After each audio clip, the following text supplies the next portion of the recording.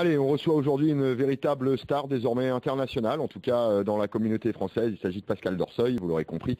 Pascal Dorseuil qui a été invité, on l'avait reçu pour nous avait fait part de son invitation en Nouvelle-Calédonie, je crois.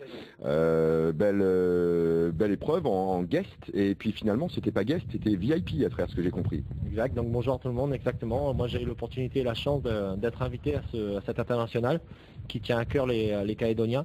Et vraiment, c'était quelque chose de grandiose sur une île pour organiser ce qu'ils ont fait. Ce sont de véritables passionnés de sport mécanique et la moto là-bas, elle a un poids énorme, phénoménal. J'aurais aimé être calédonien pour avoir ce poids parce que ils adorent tous les sports, mais en général, en tout cas, le sport, le motocross est un sport vraiment prisé et vraiment attendu de tous les Calédoniens chez eux là-bas. La preuve en est, le meilleur sportif cette année, toutes catégories confondues, est un Calédonien, est un crossman. Donc oui, Rick Cabani qui viendra chez nous au cycle de fin d'année. Donc c'est la star locale du sport. Donc, alors il y a une vraie culture de la moto là-bas, ça tient également à leurs infrastructures routières ou leur absence d'infrastructures routières.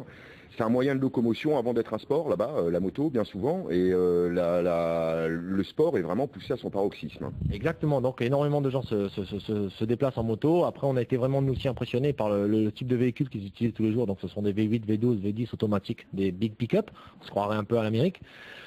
Après c'est vrai que bon, au niveau des compétiteurs, ils ont quand même beaucoup moins de pilotes que nous, ils sont à peu près une soixantaine maximum au week-end, alors que nous on a 3 fois plus. Par contre ils savent organiser aussi et ils sont très très disciplinés. Donc ça c'est énorme.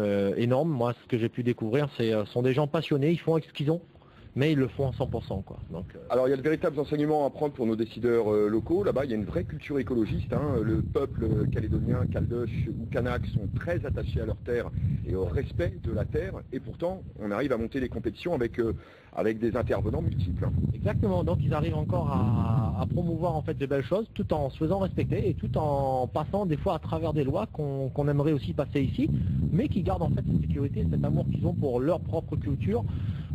Tout est respecté. Dans le parc fermé, on va pas avoir un jeune qui va se balader sans casque avec sa moto pour montrer à ses petits potes qui sont venus le week-end que voilà, je fais du cross.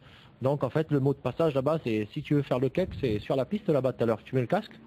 Et voilà, il y aura suffisamment de temps pour te voir. Parc fermé, pareil, moteur éteint, moteur coupé, on se croirait un mini championnat du monde, tellement que c'est bien fait, quoi. Bon, alors du coup, tu as été reçu comme un champion du monde, on m'a dit que tu étais arrivé en hélicoptère, c'est quoi ce truc-là là? Phénoménal, la première course à Paeta, on arrive tous en pick-up, présentation des pilotes. Je dirais que ça m'a fait rappeler en fait les SX de fin d'année chez nous, le Supercross de Lecce. On avait réellement une vraie présentation des pilotes. Et on est tous arrivés dans des gros pick-up, tous les pilotes locaux plus les invités. Et sur la deuxième course à Paeta, à Nepouy, dans le nord de l'île, arrivé en hélico pour 4 pilotes.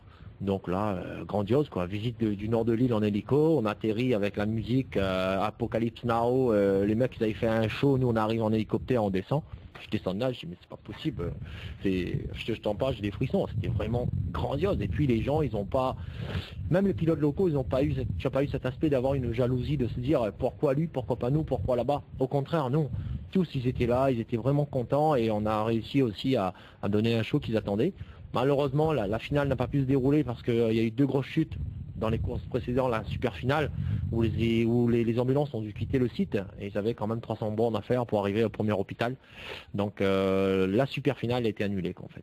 Bon, alors un vrai show sportif, on l'a compris, avec une vraie passe d'armes, des vraies joutes sportives, et puis en faire un show réel pour les annonceurs, ce qui explique également peut-être l'engouement de différentes parties prenantes en dehors des sportifs. Exactement, beaucoup, très attendu ce motocross international. Beaucoup de gens s'y intéressent, beaucoup de promoteurs arrivent à venir et ils veulent en fait que ça continue à le faire.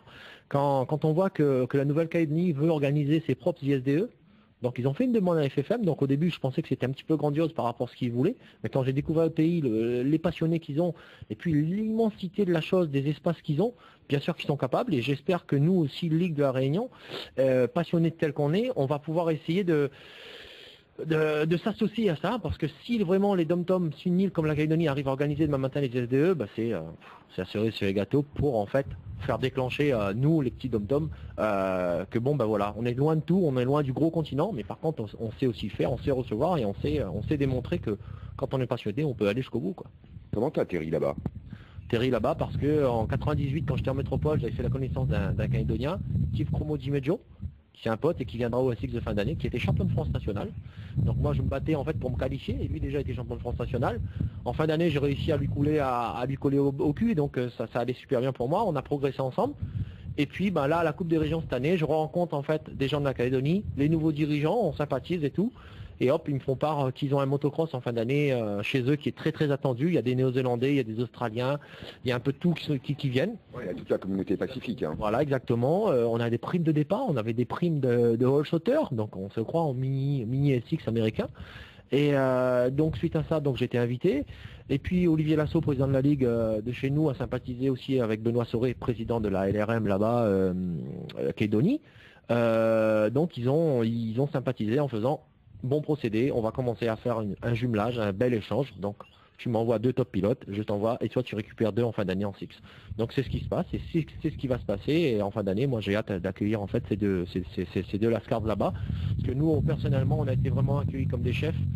Vraiment, vraiment bien. On n'est pas non plus des mecs chiants, on a roulé avec ce qu'on avait. Mais c'était énorme de faire partie de ce show, quoi. Bon, en ce qui concerne l'aspect sportif, le niveau là-bas, les mecs à qui tu as pu te confronter, ça donne quoi? On va dire que sur le continent là-bas, il y a un mec qui sort du lot, c'est Wilrick Cabani. Donc il a notre niveau à nous local des meilleurs. Ensuite derrière, il y a un groupe qui est plus homogène et qui joue entre la 5e et la 10e place locale en élite chez nous. Et l'avantage de Wilrick, je dirais, c'est que il va souvent en Australie. Il s'expatrie 1 mois ou 2 ou 3 mois des fois. Il reste là-bas, il prend de la vitesse, il accumule de l'expérience et il revient rouler chez lui. C'est lui qui gagne loin devant. Donc là, vainqueur au scratch, c'est quand même Brad Cambridge, qui a fait le motocross des nations cette année pour la Nouvelle-Zélande. Donc c'est pas un manchot qui est venu. 2e, Ulrich Cabani. Et 3e, moi. Donc j'arrive à scorer une 3e place devant les autres invités. Et premier en 250 cette année là-bas, parce qu'ils étaient tous les invités en 450. Et Stéphane et moi, on a réussi à sortir du show avec notre petite 250 et ça s'est très très bien passé, quoi. Bon, bah globalement, on peut que confirmer que c'est en voyageant et en sortant qu'on arrive à progresser et fatalement à tirer le reste de la meute vers le haut. Hein. Bah exactement. Donc là, moi, j'arrive là-bas, j'ai une autre motivation. J'étais comme si la première fois où je pars en métropole. Et j'avais une petite 250 stock et j'ai fait ce que j'avais et je me suis éclaté, quoi. J'ai réussi à récupérer un trophée en fait qui m'a été vraiment agréablement surpris sur la première course à Païta. Trophée du pilote le plus spectaculaire, celui qui a fait le plus de show tout au long de la manche, parce que bon voilà, j'ai réussi à garder en fait une bonne vitesse de pointe tout en faisant le spectacle sur les bosses et tout en régalant le public, et voilà, on a fait de bons échanges comme ça. Bon, l'avenir pour toi ici au niveau local, ça va être quoi? Ce week-end, il y a encore des rendez-vous, il y a la troupe, il y a de la préparation auto. Hein. Donc toujours là, je suis à l'atelier, donc on a pas mal, une belle endurance ce week-end organisée par MC Tracer dans les hauts du Maïdo. Et ensuite, moi, c'est de me préparer quand même pour le cycle de fin d'année et préparer les motos pour accueillir en fait nos amis calédoniens et nos amis de la France pour qu'on fasse un super show ici en fin d'année, le 17-18 décembre. Donc je vais me faire un petit terrain de SX pour être aussi dans le coup, pour pouvoir pouvoir rouler, quoi, pouvoir se faire plaisir et pourquoi pas faire une surprise, mais bon, on verra bien. Ça te tient à cœur ça, hein, ce SX de fin d'année, et ça tient pas un peu plus à cœur de vouloir créer un vrai championnat SX ici? Il y a le potentiel, il y a les moyens, il y a les terrains, il y a les pilotes, il y a Voulvoul, il y a tout ce qu'il faut. C'est ce que je disais, donc je vois que la Calédonie par exemple, ils ont que 200 000 habitants, ils ont que 50 licenciés à 60 licenciés. Et ils arrivent à avoir chacun leur terrain de SX, ils arrivent à tout avoir. Chez nous, on est beaucoup plus développé qu'eux, mais il faut qu'on arrive à faire ça. Parce que il faut que le sport, en fait, on est peut-être trop développé, non? Soit trop développé, soit pas assez d'intéressés dans notre branche à nous, dans ce qui est de la moto. Peut-être, voilà, il faut qu'on arrive à renverser la barre pour dire que bon, ben voilà, quoi. Nous aussi, on aimerait compter, nous aussi, on aimerait plus promouvoir notre sport. J'aimerais sincèrement pouvoir mettre en place un mini championnat de SX en fin d'année de la saison prochaine, pour qu'en fait, quand on arrive sur le gros de SX de fin d'année, on a nos gars qui sont pas ridicules, ils vont pas se blesser, et on va pouvoir faire un show à la hauteur de ce qu'attend le public local. C'est vrai que nous, le public, on aime les gens d'extérieur, mais c'est vrai que quand on a quelqu'un local, des pilotes locaux qui arrivent à se confronter, c'est ce qu'on cherche, c'est ce qu'on veut. Là, j'ai vu ça là-bas avec les Calédoniens. Dès que tu avais Wilrick qui était en tête, mais tu avais tout la broussaille qui bougeait, quoi. C'était géant, c'était énorme. Un mini championnat, c'est 3 épreuves, c'est quelque chose qui paraît cohérent? Voilà, 3 ou 4 épreuves. Chaque club organise un petit SX sur un petit terrain synthétique ou sur un stade ou sur une petite plateforme. Il y a amplement de quoi faire. On n'a pas besoin de 5-6 hectares pour faire un terrain d'SX. sur un terrain de football synthétique, on le met. Et c'est la volonté des clubs et la volonté de l'organisateur de le faire. Donc, et des administrations, forcément, notamment des mairies. il faut absolument que les mairies se bougent, il faut absolument qu'on ait l'appui des mairies. Après, je dirais que là-bas, ils ont tellement d'espace, les pilotes, qui peuvent tout faire chez eux. Donc voilà, c'est tellement grand. Mais chez nous, en fait, voilà, il faut que les mairies se bougent, il faut que les gens vraiment intéressés par ce sport, parce que là, quand même, on a eu la chance et la fierté, nous, d'arborer notre drapeau, parce qu'on a des images, on a de belles images qu'on va essayer de faire en profiter un peu tout le monde. On a vu le drapeau de la Réunion aussi qui flottait, avec celui de la Nouvelle-Zélande, l'Australie et les autres pays. On était quand même fiers quand on s'est dit, mais c'est génial ce qui nous arrive, quoi. C'est énorme. Ça fait un putain d'emploi du temps, là, si je peux me permettre. Il y a l'activité moto, forcément, l'endurance, la préparation du SX, des motos des invités. Puis on a la dernière manche de la saison en rallye, là, il y a quelques ressorts qui traînent. Exactement, comme d'hab, bon, passionné avant tout, et on a le rallye. Le week-end dernier, j'ai pas pu suivre toutes les spéciales, mais j'ai quand même suivi celle du vendredi et du samedi. Ça me tient à cœur, hein, comme tu sais, donc j'ai envie à chaque fois qu'il y ait des gens qui font des bons temps ou qui passent le coucou et trucs. Tiens, d'ailleurs, hier soir on a voyagé, il y avait J.D. Merville qui était dans l'avion. J.D. Merville, ouais, qui rentre d'Australie et qui sera là au concert. Donc j'ai vu dans l'avion, et donc j'ai vu qu'il était en train de parler de rallye et qu'il était et tout ça. Donc après j'ai capté, bon, je connaissais le nom, je connaissais pas la vue du personnage, et sans se rendre compte, on était là ensemble. Et il y avait quelqu'un qui était en train de parler d'Anthony Bruni dans l'avion, et toi à côté tu fais bouche bée, tu parles de rien et tu te dis, ben voilà, le monde est petit, quoi. Dans un avion on voit un pilote, un copilote et l'autre qui fait les amortos, donc tu te dis, ben ça se renoue, quoi, ça se renoue.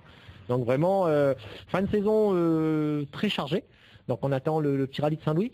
Donc pour rien cacher, j'avais vraiment envie aussi de poser mon cul dans le baquet, mais je sais pas du tout si ça va pouvoir se faire ou pas, je sais pas.